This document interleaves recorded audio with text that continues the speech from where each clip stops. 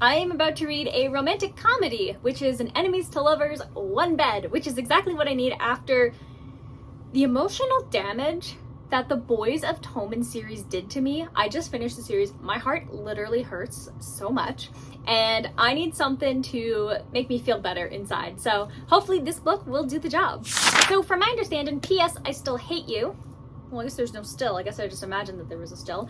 P.S. I Hate You by Lauren Connolly basically follows along two exes. And this one is very interesting because one of our characters, it's her brother who passed away, and then the brother was best friends with the ex.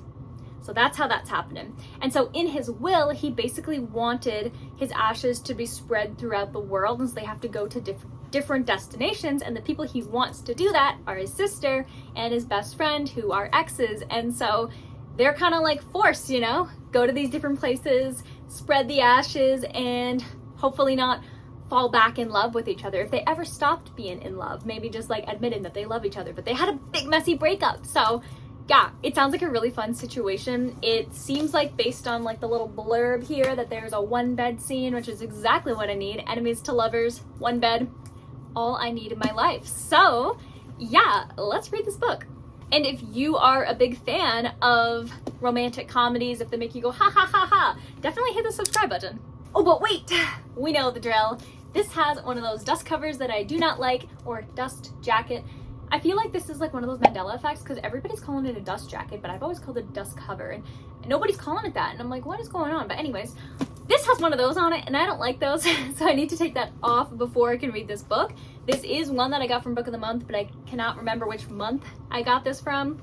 I want to say like last year or early this year, so I have no idea what the month stamp will be. Let's take a wild guess and just say November. And I'm going to guess that the book is going to be mainly blue with maybe like a red or orange spine. So let's find out. I don't know why I'm opening it so weird. What the? Pink. Not what I expected. Oh yeah. Did I say November?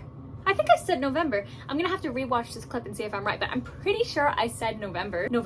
So yeah, November 2024. I did not expect the pink spine here, but I like it. It's like cotton candy. So yeah, let's read this book.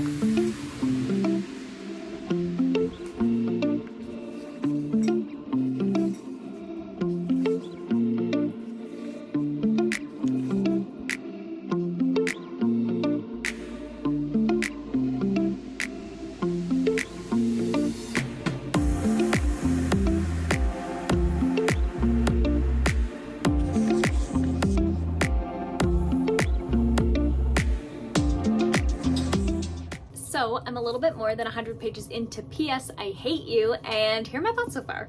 So far, so good. I've definitely had some laugh out loud moments with this book, but I will say I was incredibly intimidated because when I opened it, it had this like trigger warning for all of this stuff, and I was like, oh no, have I made a mistake here? Like, am I about to be really, really, really sad?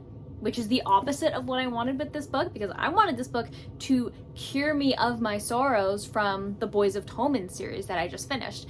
But luckily, although it does have those themes, it's not to the same heavy level as Boys of Tommen, so it's good. Nothing super depressing. I mean, it has like depressing moments, but it's like, it's not the main focus, if that makes sense. Like, you're not diving deep into it. You still have that kind of like funny tone throughout the entire book. So yeah, I'm having a good time so far. So where we're at so far, we're introduced to our main character, Maddie. And Maddie, unfortunately, has just lost her brother to cancer.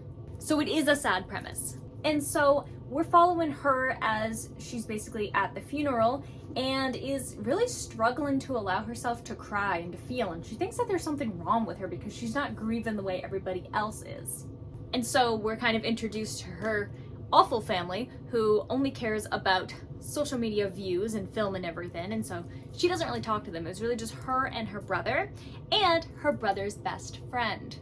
Enter Dom, our love interest. Dom is your typical grumpy man. This is a grumpy sunshine story. At least that's the vibe that I'm getting from these like 100 pages. And so Dom was Josh's best friend. They were practically like brothers, but not brothers because like Maddie's had a crush on this guy forever. So she's had a crush on the brother's best friend.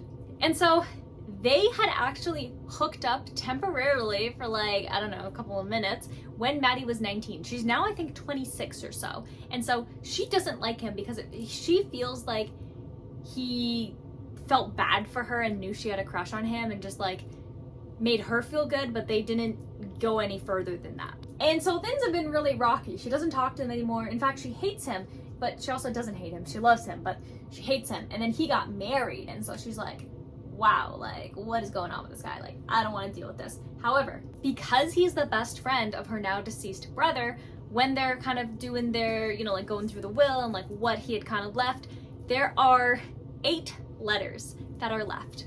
And Maddie and Dom have to go to these 8 locations to spread her brother's ashes, and they have to do it together. Josh, the brother, had specifically put that in his wishes. Which means that every couple of months, Maddie and Dom have to meet up, go to this location, understand what Josh wanted, and then spread his ashes. And it's honestly like a really cute story. Like, you can tell obviously the guy is absolutely obsessed with the girl, but she doesn't see that. She thinks that he hates her.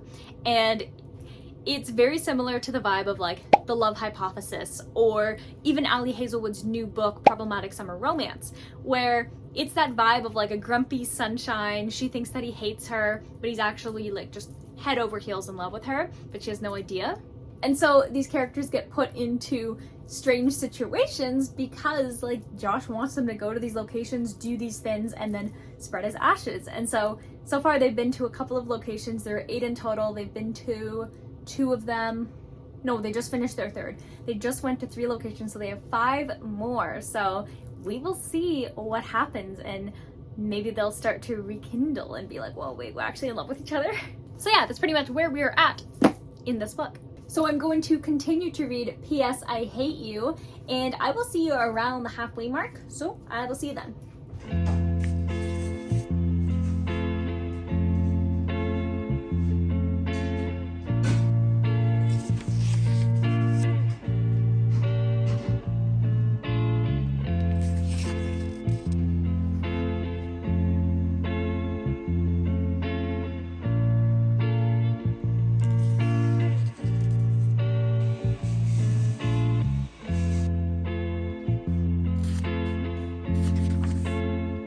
So I'm now definitely more than halfway through P.S. I Hate You, and I'm still having a really good time with this book. I do think that like the cover's a bit of a lie because it's saying that they're 2 exes, but they're not exes. Like, she really liked him and they had like a moment together once, but I wouldn't say that they're exes. However, that's like a very small detail. What I enjoy about this book is that it is a sad topic. It really is. Like, go into all these places following your deceased brother's will with somebody who you really like, but at the moment you really, really hate. It's a really fun setup, and I think the payoff is definitely worth it. I love following around Maddie as she and Dom are going on these different trips and trying not to kiss each other and be with each other and like all of this. It's such a vibe. And then also just how Maddie's trauma is kind of coming to surface, her fear of abandonment, how quickly she goes from to, and it makes so much sense. And even though there are some sad things that have happened to Maddie in the story, it's not like so in detail, I guess, that it is okay to read. So even though it has those themes, it's not super hardcore with them, and it just makes sense, but it's more focused on like the lighthearted romantic comedy aspect, which is exactly what I wanted. And the spice in this book, delicious. It's delicious. So yeah, definitely enjoying this book. I am going to continue to read it, and I'll update you when I finish it. So I will see you then with my final thoughts.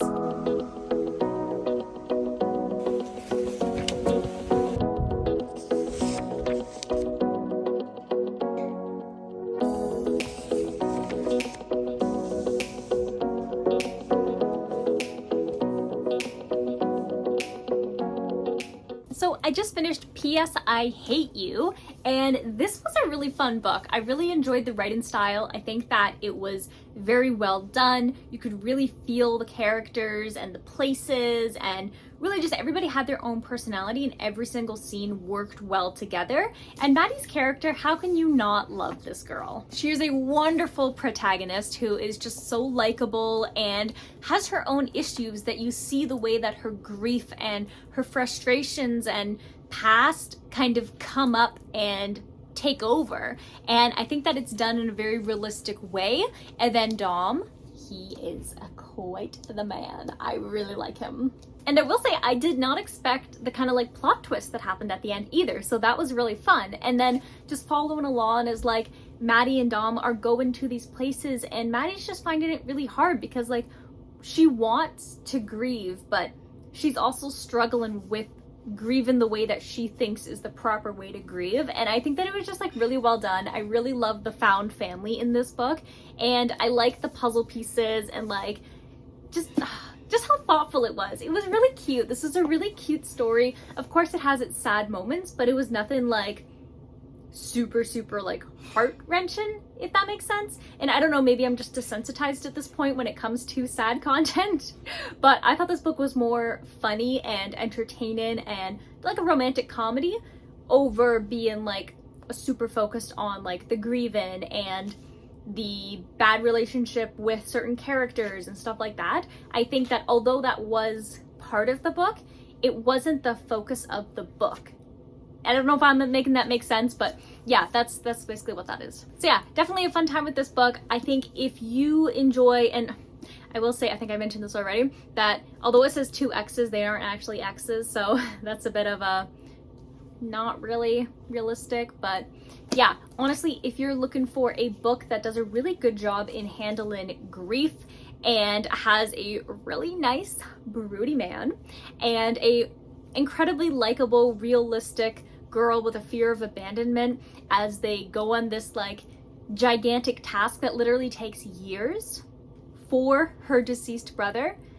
If that sounds interesting, you should definitely read this book because it's honestly a good time. So today we're going to be awarding P.S. I Hate You a total of 3.5 stars. Not like the best book you'll ever read in the world, but it's definitely like a nice comfort read. It's really easy to read. It's really entertaining. The characters are really fun, and I think that it's just really well written. And yeah, there's not much else to say. So the next book that I'm going to be reading, Poppy, my subscriber who had recommended this to me and has been waiting a very long time, will be happy to know that I'm finally reading Heartless by Elsie Silver. So this is the book I'll be reading next. I'm excited about it, and I'm hoping that it will finally fix my broken heart. This book has helped repair some of the damage that the Boys of Tommen has done to me, and I'm hoping this one will fix it fully. So if you're interested in watching me read the Elsie Silver book or any other book that happens to me on my never-ending TBR, definitely hit the subscribe button if you haven't already, and let me know in the comments, have you read this book before or books similar to it? If so, let me know. I would love some more recommendations, and with that, I'm going to wish you warm wishes and fish kisses, and I'll see you in the next video. Bye!